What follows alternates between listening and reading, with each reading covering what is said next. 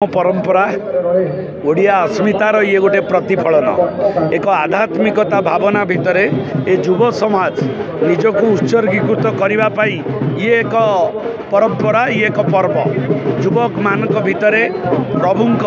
निराकार परम ब्रह्म शिव बाबा महादेवंकर जो अस्तित्व एवं तांकर जो संसार सृष्टिर जो लक्ष्य को प्रतिपादित करवा एवं युवक मानक भितर आध्यात्मिकता ज्ञानर परिप्रकाश करवा एवं जाति वर्ण धर्म निर्विशेष समस्त को एकाकार करवा एवं समस्त भितर उत्सर्गीकृत सेवार मनोवृत्ति तैयारी करने ये चंदन उत्सव जो उत्सवर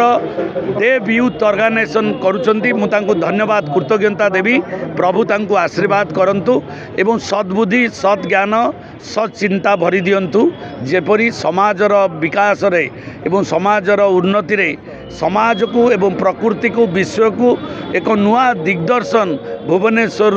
ए माउसीमा मंदिर पाखरु दिग्दर्शन मिलू एतिकी कही समस्त को पुणी थरे उत्साही युवक बंधु माने एवं उपस्थित आध्यात्मिक प्रेमी गुरुजन माने समस्त को कृतज्ञता वर्ष होला ए रामेश्वर गोटी लिंगराज मंदिर आमको देखी आजिकल बहु पार्टी कर देवव्रत नायक आज कर 2 वर्ष होला आमर 62 वर्ष होला एठे होउची गुआझर रोची लिंगराज पाखे ये हूँ बंधु भाईचारिया सृष्टि करवा बंधु मिलन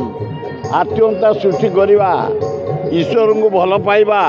रामेश्वर को भल पाइबा लिंगराज को भल पाइबा जगन्नाथ को भल पाइबा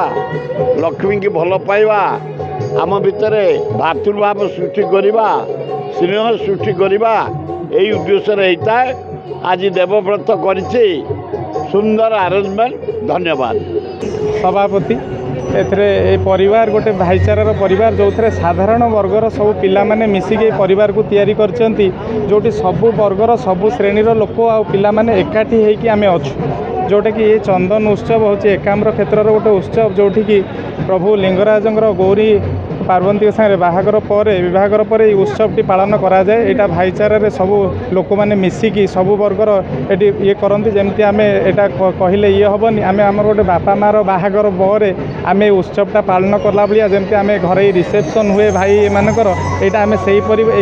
अंचल यहाँ पालन करूँ जोटा कि शीतल षष्ठी पर आरंभ होता है आज आमर यहाँ 7 तारिख आम करूँ देवी परिवार तरफ एकाम्र क्षेत्र में चंदन उत्सव जो थे सबू वर्गर सबू श्रेणीर लोक मैंने आसबे पर्व एकाठी हेबे प्राय पाखापाखि 10,000 लोक ये आसबे समस्ते चंदन लगेबे समस्ते मल्ली फूल बेकरे पकेबे समस्ते आनंद उपभोग करेंगे प्रकृतिर दृश्य जोटा कि या भितर पोखरी अच्छी पद्म कुंड भी अच्छी सब आ भितर देखिए बुलिबे और खाई पी उपभोग करी समस्ते खुशी रे रहिबे। चंदन उत्सव मूल लक्ष्यटा कौन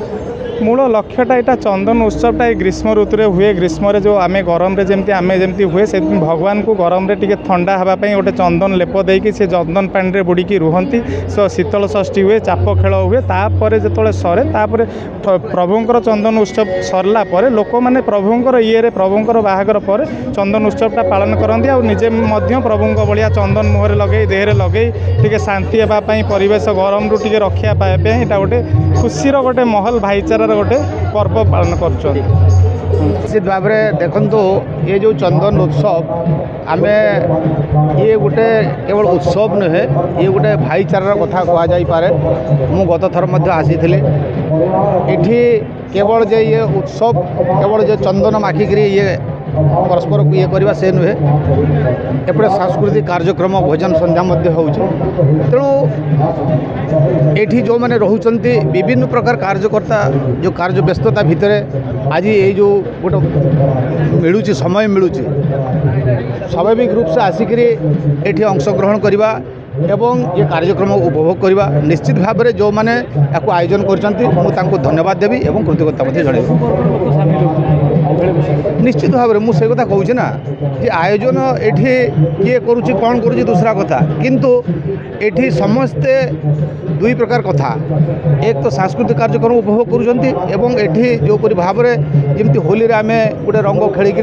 परस्पर भितर गोटे जो भाईचारा ठीक से भाया ये चंदन लेपिक गोटे परस्पर भितर भाईचारा जो तैयारी कर निश्चित भाव में धन्यवाद देवी कार्यकर्ता मान आयोजक मान यही प्रकार गोटे कार्यक्रम माध्यम ये अंचल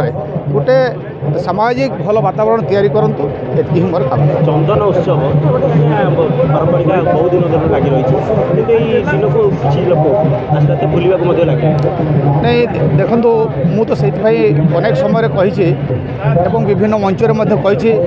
आज पाश्चात्य सभ्यता जितेबले समाज को ग्रास करुच्ची से समय विभिन्न प्रकार कार्यक्रम माध्यम जो आमर महान परंपरा को जो मैंने बंचे आणुचंते एवं विशेषकर यही प्रकार किसी अनुष्ठान जो प्रकार कार्यक्रम करी जो